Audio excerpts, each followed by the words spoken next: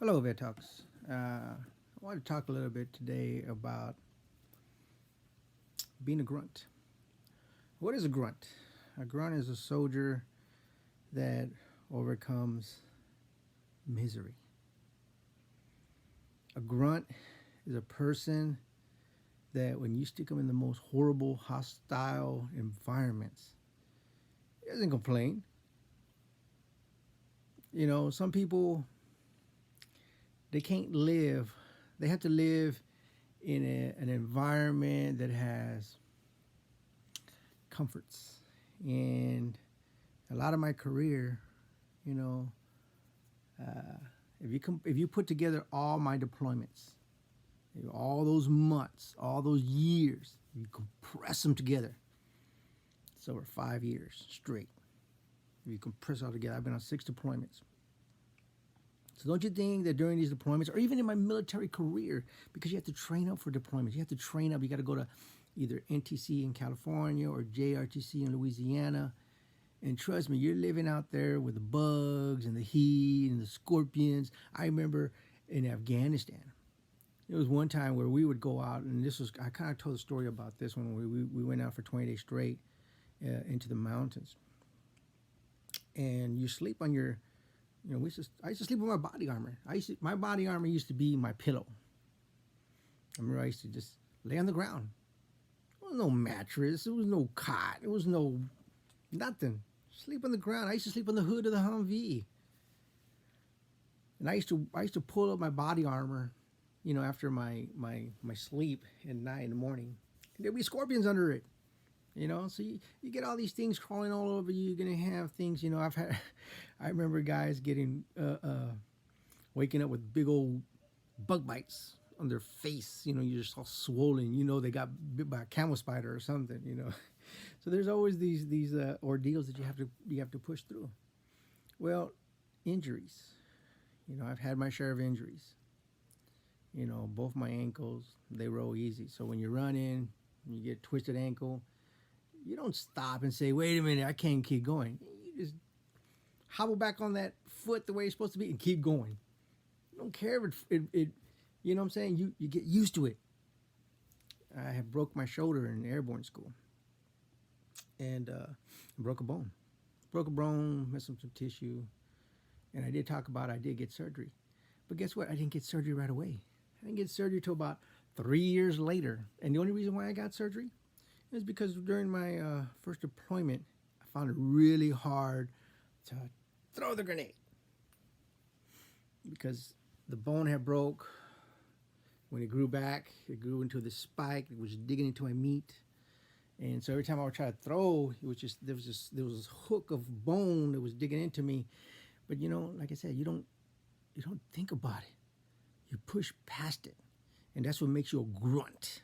You're a grunt is when you can eat dirt. You're a grunt is that when all your face is just caked up because you've been out there in this nasty environment. It's just caked up with just nasty dirt, and your lungs are full of all this nasty dust. That you've been breathing in all this time, and you don't complain. You don't complain when you just got to eat nothing but cold MREs. You don't complain, when you're drinking nasty water. That's what makes you a grunt. And a grunt could take anything. A grunt just always puts mission first. And that's why that is a separation between regular Army soldiers, and grunts. Grunts are the ones that put us in the worst hostile environment. I've been shot at so many times. You don't think about it. You're not worried about self-preservation. I remember this one time when in Iraq we pushed in 2003. We were the first ones to push in to the main push where all the tanks everybody saw on TV. The main push went towards Baghdad. Well, they left Ramadi and Fallujah. They left it for us, our guys. They were going to push up there, 4th ID. And when we went into these Saddam's palace, right, one of his palaces, would think, oh, it's luxury. Oh, it's great. Well, by the time we got there, you know, all the good places were taken. You know, all the whatever buildings were taken. And I remember we were sleeping in the garden. It was this garden area, and I remember there were some engineers nearby, and they were in the servants' quarters, off to the edge of the garden, next to the wall. There's a big old wall that surrounded, you know, Saddam's palace, and there was this building for the servants. And the engineers came over and they graciously said, "Hey, you guys want to go live in that building? Because we're going to move to a better place, but we're willing to give you that place." Man, what generosity. You know, how nice is it to give, you know, have somebody that's going to give you a nice home to go live in. Well, we found out real quickly why they wanted us to go take that place. Uh, because we weren't there very long before they started chunking grenades over the wall at that building. So we had grenades being thrown in at us from that building. That's why the engineers didn't want to live there no more.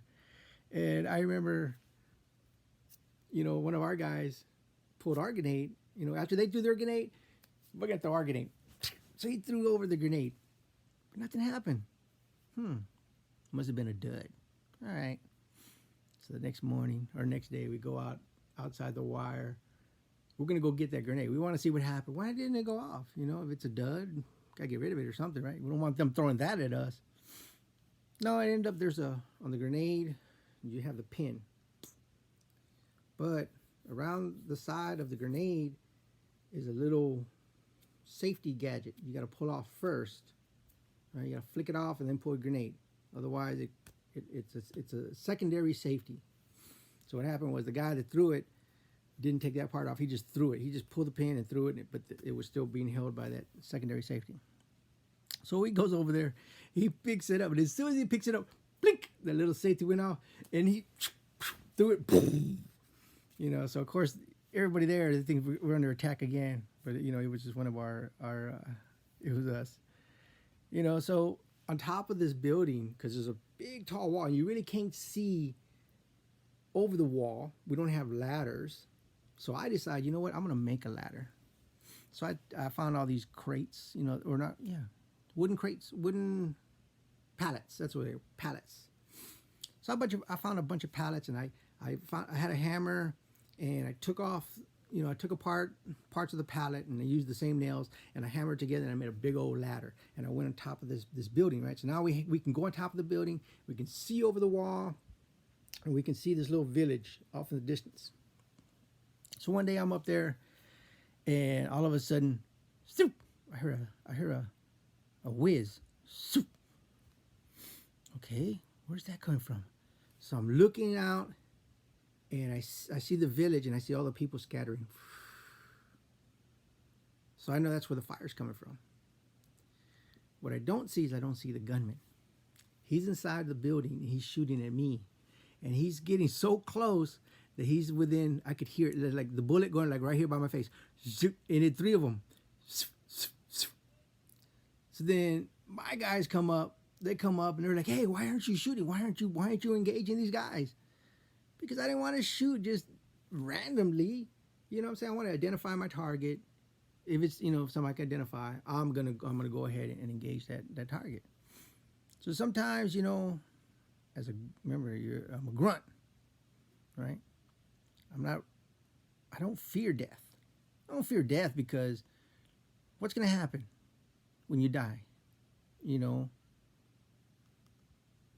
that's it. Waiting for it to happen, always expecting it's going to happen, fearing that it's going to happen. You know what I'm saying? What's that going to do to you? It's just going to drive you crazy.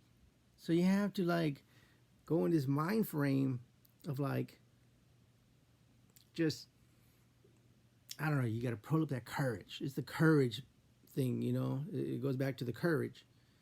You know, I'm sitting there, I'm getting shot at. I was cool as a cucumber because I'm just trying to identify the target.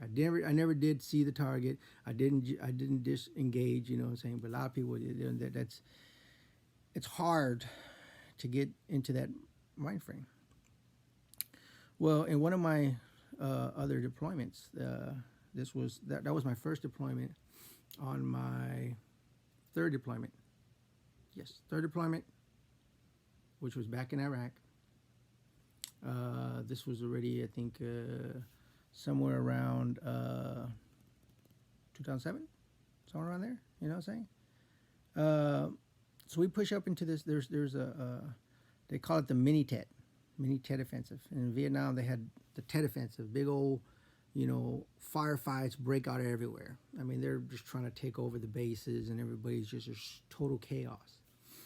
So I think we kind of had a warning that there maybe something was going to happen.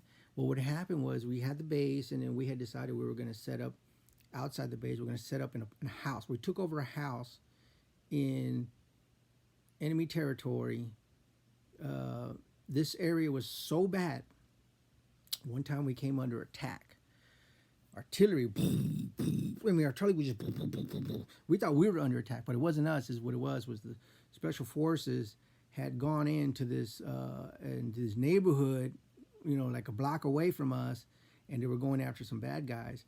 They didn't tell us that they were going in there, and I'm pretty sure they're not gonna tell.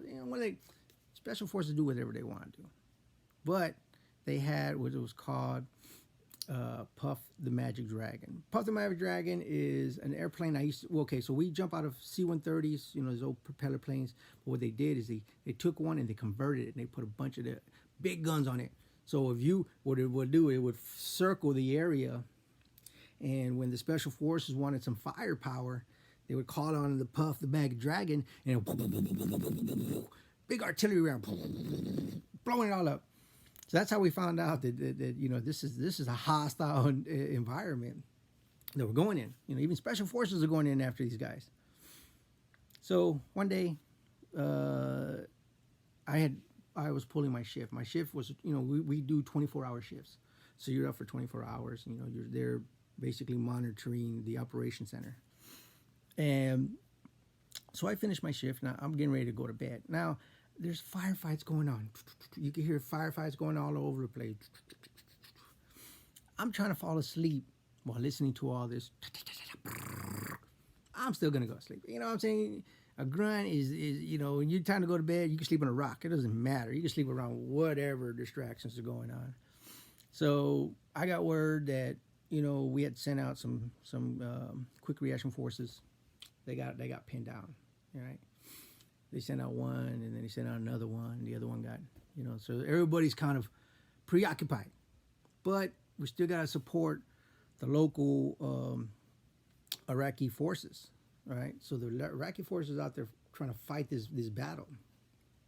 And for the most part, I guess we're trying to just be there in support. We're trying to let them, fight your own battles, basically. But we're there for support. So they wake me up. And I had just barely gone to sleep. I have been up for over 24 hours. I just barely gone to sleep. And when I wake up, oh man, it's like waking up a angry bear. I was all angry. Ah! And they're like, yeah, we got to go out there. We got to go out there and, help support these guys. And all right, whatever. Put on my gear, get on my stuff. Let's go. So we go out there, and I'm sitting in a Humvee, and we're about a football field away from the fight. There's like, I don't know, 4 or 5 Humvees in a row, and everybody's sitting in the Humvees and nobody's doing nothing. And I'm like, you woke me up, brought me out here to support, but you want me to sit in this Humvee? Forget you guys. I opened up the door and I told them, I'm going to go fight. There was no Americans out there fighting, just the Iraqi forces. I'm going to go fight with them. So I get out there and I run. I'm running, like I said, it's about a football field. I got to run to get to the fight. And when I get there, there's another guy, another American soldier. He's there trying to help support them too. All right, so I'm not alone. Got somebody else with me. Let's do this. So this Iraqi soldier, they got these concrete little barriers, right? But between them is a little gap, And so what this guy is doing is there was an area where there was a gap. He was shooting through that gap, engaging the enemy, and he ran out of bullets. So when he left, shoot, I'm going to take that spot. It's a great spot. Let me get in that spot. So I get in there, and I'm looking down this alley. There's this long alley, and at the end of the alley, there's a it's a two-story building, and inside there is the gunner, right? Because it's got to be where the gunner's at. That's where the fire's coming from. All right. So I sit there and I start engaging. And something tells me, change your magazine. Just change your magazine. All right. So I pull away, and I had only shot like maybe 20 rounds. So, you know, the magazine holds 30 bullets. I only shot about 20 of them. But my gut is telling me, change your magazine. All right. So I pull away from that hole. And as you know, I'm over here. I'm over here behind the concrete barrier. I'm over here, and I'm changing my magazine. All right, let's do this. But as I'm doing that, I'm hearing, all right, I'm not paying attention to it. You know what I'm saying? Whatever. Get back into that hole. I gauge. Once again, I get that feeling. Man, change your magazine. All right. Whatever. So I go out. I'm hearing a lot of close fire. Whatever, but I'm not paying attention. Too focused on trying to change my magazine. So I go at it again. One thing that kept I noticed is the concrete, the spacing is getting bigger. Whatever. I don't know. I'm not thinking about it. So I go in there for the third time. And then I pull out, go change my magazine, and then I decide I'm gonna go to another area. So I go to this other area that I'm still engaging. Well, one of the guys that was sitting in the Humvee, he was a driver, he was the closest one to me. Afterwards, he came to me. He said, "You know what? Every time you stick your face in that hole, in that crack," he goes, "when you would pull out, the enemy would shoot through that hole. And then you would go and you stick your face in there again, and then every time you pull out, they would shoot." So, had I stayed there, I would have been shot in the face. I would have been dead. You don't think about that, because you're a grunt. A grunt doesn't, you know, a grunt is not dumb, but a grunt is built to just do what needs to get done. You know, to this day, my body has been tore up from, you know, all this stuff, you know, body armor, jumping up and, you know, going up and down mountains in Afghanistan and running around and doing all these different things. And, you know, I ended up, I got several things that I had to deal with. But, you know, you push past all that stuff. But the purpose of today's video was basically to talk about injuries. What is it like to be in the Army? How do you go past all these things that normal people would be like, "Oh, I'm done. It's over." You know, the quickest way I could describe it is if you train to be a grunt, because a grunt doesn't care what environment you put him in. He doesn't care with the situation you put him in. You just tell him to do, he does. Tell him to go, he goes. Tell him take that hill, he'll take that hill. Because that's the way it is. All right, with that being said, I'll talk to y'all later.